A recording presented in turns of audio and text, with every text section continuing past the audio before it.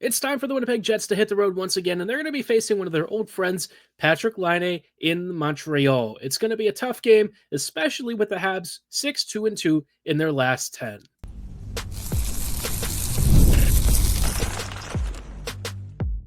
You're Locked On the Hockey Jets, your daily podcast on the Winnipeg Jets, part of the Locked On Podcast Network, your team every day.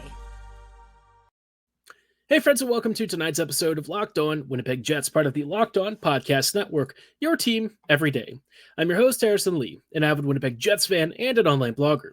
You can follow me on Twitter at HLivingLoco and at LO_Winnipeg Jets. Thanks for making Locked On Jets your first listen of the day every day. If you like what you're hearing, be sure to like, follow, and subscribe on all of your favorite podcasting platforms and YouTube. Doing so, of course, is always free of charge and ensures you never miss another episode. Most of all, though, we just love and appreciate your support. Tonight's episode, obviously, the Jets have just come from quite a big stand at home, a couple of road games last week, but now they're actually hitting the road for a reasonably noticeable road trip. Couple of games against the East. They're starting off with Montreal, then, of course, Boston later this week, and finally on the weekend, we will be seeing Washington for the first time this season, which is very interesting. It is first versus first from both conferences, and also, kind of first and second in the league. Whoever wins this game will probably take that second or that first seed, whether Washington continues to hold it or the Jets move into first, at least for the time being. So really fun. Should be a very cool week of hockey up ahead. But first, Winnipeg is going to be taking on Montreal. How would they line up? We'll chat about that in just a brief moment. But before we go any further, just wanted to let you know that Super Bowl 59 is here, and there's no better way to make every play more exciting than with FanDuel Sportsbook. New customers can bet just $5, and if you win, you'll get $200 in bonus bets. Download the app or head to FanDuel to get started. Now, like I said, the Jets are going to be facing Montreal. Now, for the Jets, I don't really anticipate any lineup changes. I think we're probably going to see CSV again as your first line, which, yeah, that's fine. Your second line, I don't personally love myself. I know why, Arniel tries to make this line of guys work, but I just feel like Perfetti, Nemesnikov, and Ehlers have very mixed chemistry. There are times where they're on the same page and they can pull off some nice plays, and then there are other times where they just don't really seem to be at the races. And I feel like if you maybe make a change here, this one is a little trickier, but I'd like to see Perfetti, Nemesnikov, and Iafallo together, and then maybe you try Ehlers. Gosh, I mean, this is kind of weird because then you'd probably have to swap out Velarde for a different line because Connor and Scheifele don't ever move, so it gets to be a bit of a dicey scenario. But I don't know. I just think the Jets maybe should try some line combinations that have generally worked in the past and have sort of the forechecking skill that matches what Perfetti goes for, rather than Ehlers, who's more of the individual speedster and probably would be better served playing alongside Scheifele. But, I've said that many times over. Nothing really changes. So I'm just going to assume the 91-7-27 line will be what they stick with. On the third, you've got 62, 15, and 22. And on the fourth, 36, 19, and 9. Now, the one change that could potentially happen up front is Brad Lambert. He got recalled again, and I sort of wonder if it's related at all to Scheifele taking a blocked shot last game and noticeably limping. He did play for the rest of the game and didn't seem too bothered by it, but maybe just out of precaution, the Jets will sit him for a game. I have a hard time imagining that. I haven't really heard that he is in any way, shape, or form unlikely to go, so I would assume he's going to be fine. But I think Lambert is maybe up to get some NHL cash and maybe serve as injury insurance. Because, again, there is a bug going through the room. A lot of guys have apparently been sick, Ehlers included, and that was him last game playing through illness. So really impressive from him. On defense, Morrissey, DeMello on your first, Sandberg and Pionk on the second, Stanley, Fleury probably on the third. Yeah. You probably know which pairing I'm not thrilled with and what I haven't liked the last few games. Why do I even bother talking about it, right? It doesn't matter. At some point, the Jets are just going to have to trade Heinola. I really don't think that there's any other solution to this. He's just got to go somewhere where he's actually going to be allowed to play. No matter what he does, it doesn't really seem to matter. He can have a great game or a bad game, and he gets benched all the same because he's not viewed as a PKer or whatever it is that the Jets seem to want out of Stanley. So, whatever.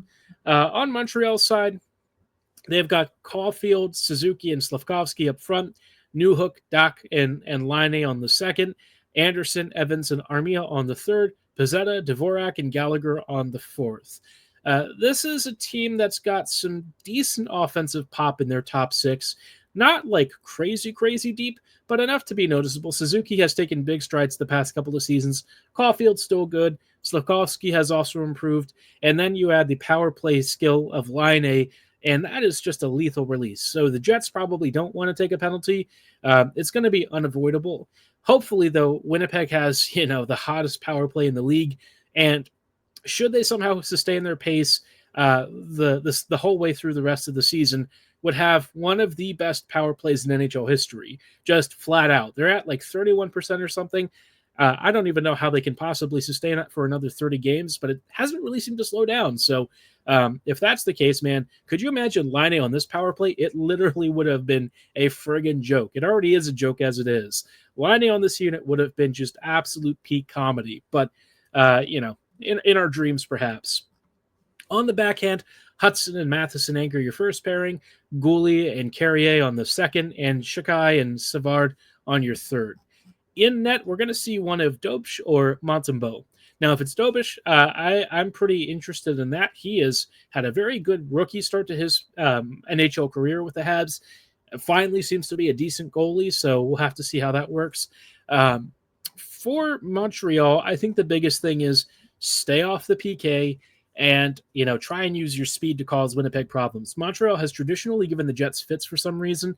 I don't know why it is. It doesn't really matter if they have a good team or not. It just seems like every time Winnipeg plays them, Montreal is one of those few teams that just seems to have this extra layer of irritation that gets under Winnipeg's skin and causes the Jets to make a lot of mistakes. So for Winnipeg, I think the biggest thing is manage the puck cleanly, don't do anything silly, and just try and get through this game. The Habs will try and sometimes bait you into some silly stuff, and they're a fast team. They're not like the big, heavy teams that you may have thought of in the past. They're mobile, they're skilled, they're relatively young, they'll make a lot of mistakes, and I think the Jets can be opportunistic and take advantage of that. But, again, don't take penalties that are silly. Make sure you don't get yourself into too much trouble here, and you should have a good opportunity to come away with at least a point. I will say I'm maybe tempering expectations slightly. This is going to be a tough road game. Montreal is 6-2-2 in their last 10, and you might not think that they are that impressive recently, but they've beaten the Stars, they've beaten Colorado, they've beaten Vegas, they've even beaten Washington and the Lightning within the past few weeks. So they've played pretty decent hockey. They do have some losses against the Wings and the Devils, but both of those teams, generally speaking, have been much better as of late. There was a really bad loss to Toronto not that long ago, but I would tend to say that the overall trend with Montreal is much stronger than it was before. And Dobsh, from what I understand, has been in net for a lot of these wins. So should be an interesting one. Yeah, the Habs are loose and fast and maybe not that great, but enough to be a real pain in the butt. And we all know that sometimes these teams are the ones that really get the Jets in trouble. So curious to keep an eye out for any lineup changes for Winnipeg, hoping that, we'll get to see a little more Brad Lambert here. This would actually be a good time to get him in some NHL action and see if he might be ready for a more extended look, especially with Lowry out. But we'll just have to wait and see until tomorrow. In the meantime, while the Jets are waiting to hit the ice, there is a lot coming out of Vancouver right now, and holy cow, the Pettersson Miller stuff continues to be one of the biggest talking points in the league. And the Jets legitimately could make a play at PD. Not that I think it'll happen, but we'll chat about what it would even entail in just a brief moment. But before we go too much further, wanted to chat with you about our friends and partners at FanDuel. Super Bowl 59 is here, one game, two teams, endless possibilities. And there's no better way to make every play more exciting than with FanDuel Sportsbook. Whether it's predicting the first touchdown, calling the MVP, or even betting on the coin toss, FanDuel makes it easy to get in on the action. With live betting all game long, you can adjust your bets as the game unfolds and feel the thrill from kickoff to the final whistle. The live betting feature lets you stay involved no matter what happens on the field, and the app is super easy to use. Plus, knowing that you can place a $5 bet and potentially get $200 in bonus bets if you win is icing on the cake to make your Super Bowl the most memorable possible. Download the app or head to FanDuel.com to get started. Bet just $5, and if you win, you'll score $200 in bonus bets. That's FanDuel.com. Bet with FanDuel, official partner of Super Bowl 59. Hey friends, and welcome back to this episode of Locked On Winnipeg Jets, part of the Locked On Podcast Network, your team every day. Every day, thank you so much for rejoining us on tonight's episode as we are chatting about some interesting things with respect to Pettersson, Miller, and the Vancouver Canucks. Vancouver is apparently prepared to make some really big changes. PD is apparently on the market. Miller wants out. PD might be traded too. It just seems like things are absolutely crazy out there. I will say, last year I said I would kind of wonder what would happen if, the shooting percentage finally started to dive out a little bit, right? They were very much, maybe overperforming some of the underlying metrics, and Vancouver got away with it for the season. But it's, at some point you probably did think that maybe one of these bubbles would burst a little bit. And if that's the case, I don't know that I expected them to have this much trouble, but like Vancouver traditionally has not been that great of a team. So maybe where they are in the standings, which we'll chat about exactly that spot in a little bit, isn't as surprising. But I think given what their expectations were coming into the season and now what's happening and how it's panning out, the fact that they are now talking about a potential Pettersson trade is just, it's wild, man. You just never really see players of Pettersson's caliber being talked about in trades. Like Dubois, maybe one of the bigger names recently, and he's like not even close to half the player that PD is. And Dubois is really good. Like, make no mistake, PLD for Washington has been a menace, and PD is still like just levels above. He is, he's a lottery pick. He is a franchise level player. And so it's very rare that one of these guys, especially in their prime age, locked into a huge contract, ever gets talked about in a trade. This is not the kind of guy that moves. It just isn't. And so, for a lot of reasons, I don't actually think PD is going to necessarily be traded yet. But assuming that the Jets would somehow, entirely hypothetical, be involved in the conversation, I've seen a lot of talk about what it would even take and what Vancouver would probably ask for. It's going to be a hefty one, right? So if they're looking for NHL players, Velarde is going to be on the table. That's a name I've seen. Ehlers probably not. You're not really going to get much for an expiring UFA. Lowry could be. Yeah, I could see that. I saw that, suggested on Twitter. I would also imagine that Lambert or somebody of that caliber is also discussed. I also wonder if Vancouver would be after Salamanson. Now, Salo is really highly rated from what I understand within Winnipeg's system, and in terms of his performance, it's hard not to see why. He is easily our best blue line prospect, and I actually think he's much closer to NHL duty than people realize. Like, I wouldn't be shocked if Salamanson is in the league next year. Assuming that the coaching staff can get their crap together and stop doing this funky stuff with a third pairing, I think Salamanson could actually be a regular feature next season. But in terms of this year, I think for me, the Jets would have to give up a fair bit to make this make this kind of deal even feasible. And I just don't know if the Jets want to open up a big roster hole in their top six by moving Velarde and then having to figure out what to do without Lowry. Assuming that that's kind of like where the package starts, right? Then you talk about prospects and picks, and I just don't think Winnipeg's going to be willing to do that. Lowry is their most important matchup center. Velarde is a really good top six winger. And while I think, you get PD, it's obviously a win for Winnipeg in terms of the quality of player. In terms of how you try to address those holes with the new cap situation, I think is actually surprisingly tricky. So I don't know. This is one of those scenarios where I look at this and I think, there's almost nothing that I wouldn't give for Pettersson. Perfetti would, be a player that I'd be comfortable moving in a kind of deal like this. But I don't think that there's a fit right now. And Pettersson is hard to move in general, right? So many teams would love to make him work and would probably clear salary. I just don't think the Jets are comfortable making these kinds of moves unless they're absolutely forced to. That said, if they did, they would immediately fill their center void. They'd have a 26, 27-year-old prime-aged elite franchise level center for years to come, locked up at $11.5 million with the cap going up. It's probably going to look like a cheap contract, not necessarily a cheap contract, but a reasonable contract with what future extensions are going to start looking like here with the raised ceiling. So, I really don't think that the Jets are the most likely destination. There's been a lot of speculation about Buffalo being a potential landing spot. If it was the Jets, though, assuming it would be Winnipeg, assuming that you can somehow make this work, I'd be very curious to know how the Jets coaching staff would rank their centers. Scheifele has always been given the preference here, and I wonder if that happens again.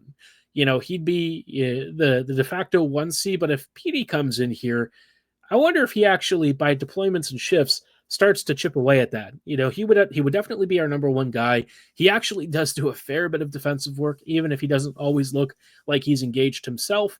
And so Pettersson, is very intriguing to me for a lot of reasons. He can play as a winger. I would not do it. I think you want him very clearly down the middle. You probably want him playing alongside, maybe a Perfetti or something. I'd be very interested to see how the Jets could make a scenario like that work. But again, I think for a lot of reasons, and, just for the fit, for the cap situation, for the amount of roster players Vancouver's probably looking for here, it doesn't feel likely. And I think Vancouver would probably be mistaken to make him one of their two trades. If you really feel like what's happening right now is not a long-term thing and that you can right this ship relatively quickly, trading Pettersson's going to kneecap you immediately. There's no getting around that. Miller, I think you can reasonably move and do something with. But if you move Petey, you are just already putting yourself way behind the eight ball. Again, you just don't have many lottery picks getting traded, and there's a reason for that. He is like an amazing, nearly point per game career player, and you can't replace that. So, man, what I would do for Pettersson, I kind of wonder though, on that sort of thought process, guys like Garland and DeBrusk and players of that mid-tier caliber might actually be available, and I sort of wonder if the Jets would be into something like that.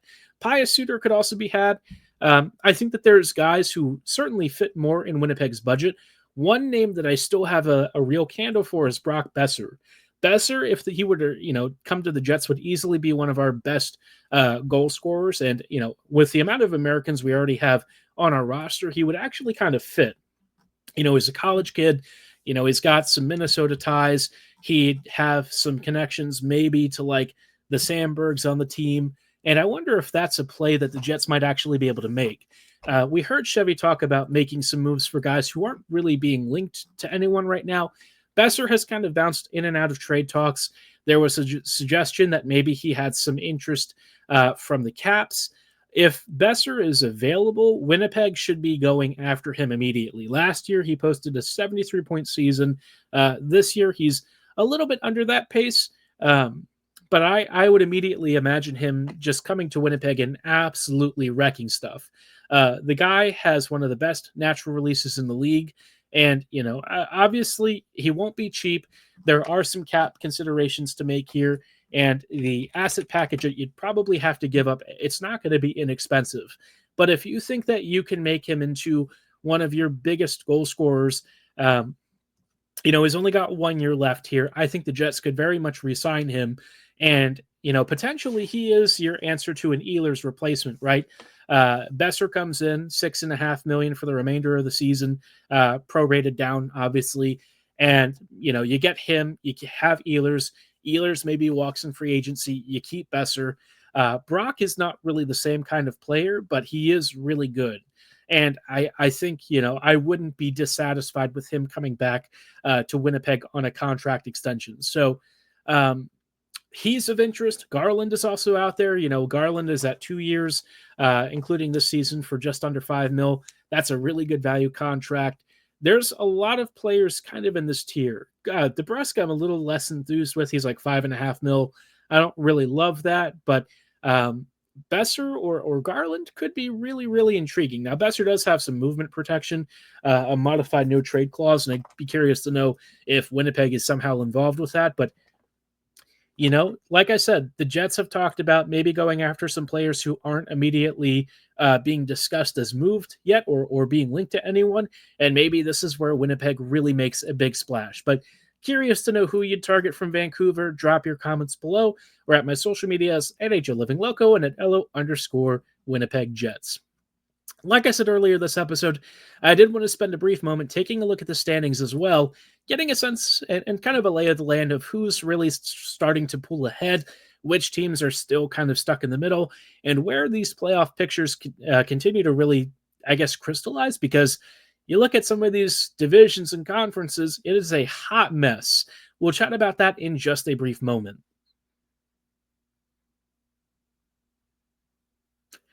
Hey friends, and welcome back to this episode of Locked On Winnipeg Jets, part of the Locked On Podcast Network, your team every day. Every day, thank you so much for rejoining us on tonight's episode as we are chatting about, lots of fun stuff around the NHL, big trades, big rumors, and the standings have really gotten murky for a lot of teams. You look out of East and like in the Atlantic, there's really not that many great teams. You've got Toronto, Florida, and the Sens in the first three spots. Toronto, to me, I am very suspicious of them. I think they're decent. I don't think that they're that offensively prolific this year, and I think that's going to be a problem. They're very Berube focused, where they are stingy and they won't always give you a lot. But I feel like offensively, especially with Matthews dealing with some sort of an ailment, they just aren't as scary as they used to be. The Panthers have kind of been up and down. I don't know what's going on with them. I don't know if it's the Stanley Cup hangover or what. After a pretty good start to the season, things have kind of cooled off a little bit lately, and they're kind of hovering around the 500 mark recently in terms of their form. So interesting to see. The Sens have really rallied. Ottawa has finally started getting saves, finally started getting a shooting percentage regression to look normal. And I think that they are a team that is sneakily a little scary if they can sustain their level of performance recently. But they're 7-2-1 in their last 10. Maybe they are finally turning a corner. In the Metro really hasn't changed a lot.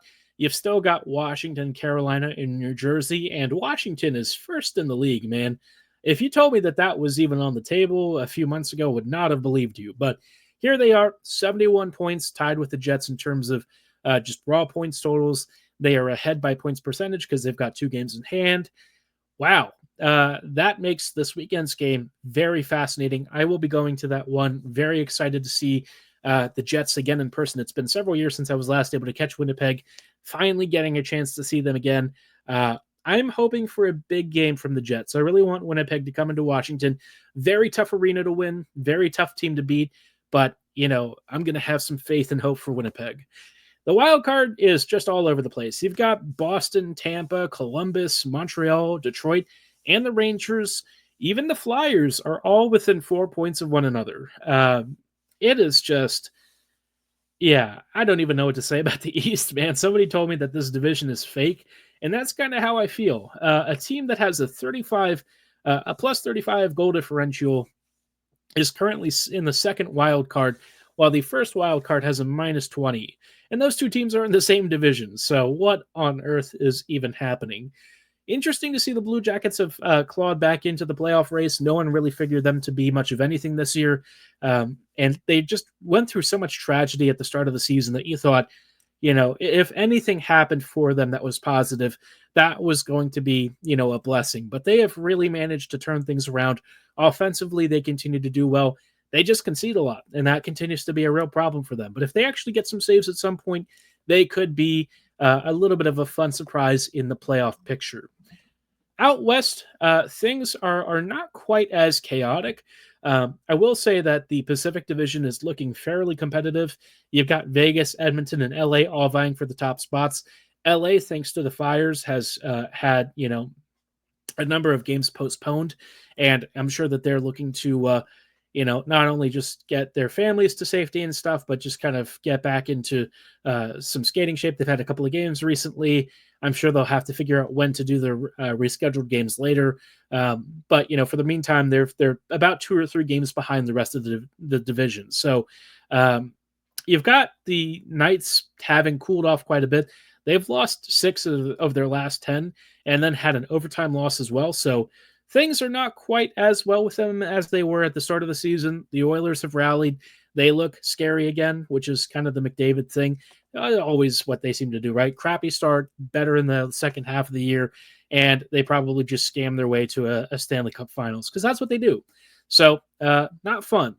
In terms of the Central, Winnipeg, Dallas, and Minnesota, Winnipeg really holding firm in first. Dallas and Minnesota clearly fighting for second. I don't really think the Jets are too worried about blowing this lead. So long as they continue to stay disciplined and not do anything silly, the Jets are really starting to pull away from this division. Out in the wild card, you've got Colorado, Calgary, Vancouver, and to some degree St. Louis fighting for spots. I don't know that I really believe the Blues are that much of a playoff threat, but they're there technically. The Montgomery hiring can't necessarily hide the fact that the team just sucks. That roster is definitely not great, but that's also kind of not surprising. They don't have a lot of talent to work with, and they already won their cup recently, right? They already kind of sold their souls for that one. You just kind of live with the consequences after that. I am curious to know what happens with Calgary and Vancouver. Both of these teams look to be some form of seller. Vancouver wants to stay competitive. I don't know how they're going to. Calgary is almost too competitive. Wondering if they're maybe getting some scary ideas heading into the playoffs. We'll just have to see how that shakes out. They've got some really cool players that could be available to teams like Winnipeg, and I think that there's some real natural symmetry to making some good trade partners here, especially if the Flames are looking to add to their impressive haul for the future. They are a team that I think 5 years down the road is going to be really good. Dustin Wolf looks legit. Zary looks legit. They've got some great prospects. Parekh is amazing. They could be a real problem, and maybe that old Jets and Flames feud will start to get reignited again. But curious to know what you make of all of this. If there are teams that are really disappointing, it's probably the Kraken, Nashville. I would also say the Rangers imploding was definitely not on my bingo card, but they have just I don't even know what to say about the Rangers. They are just all over the place. You look at their recent record, and like New York has kind of stabilized a bit, but man, that stretch in the middle, wow. Yeah. All I can say is, yeah, that is Rangers hockey, and apparently that just includes some level of chaos. But curious to know which teams are the ones that you're watching out for here in the playoffs. Drop your most interesting playoff matchup predictions in the comments below, or at my social medias at HLivingLoco and at LO_Winnipeg Jets. For tonight's episode, though, that is going to be all the time that we have. Tomorrow we'll have Winnipeg versus Montreal recap. So see you then. Have a great night, and as always, go Jets go.